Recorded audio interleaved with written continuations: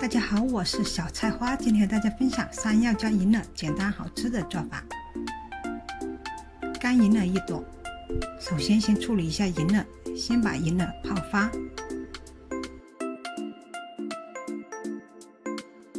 泡发好的银耳变得很大很漂亮，像朵盛开的花一样。给泡发的银耳换水，清洗一下，用剪刀剪掉银耳的根部。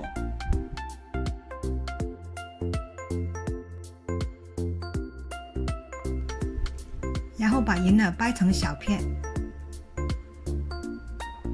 捞起沥干水待用。戴上手套，把山药的皮削干净。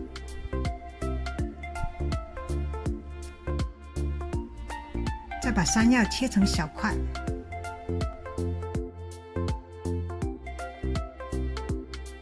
接着准备几颗红枣，一些枸杞。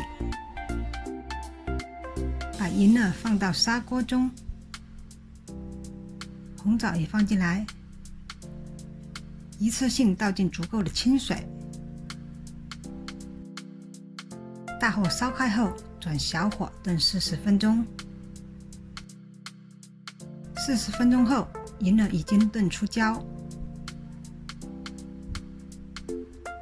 把山药放进来，再放进适量冰糖。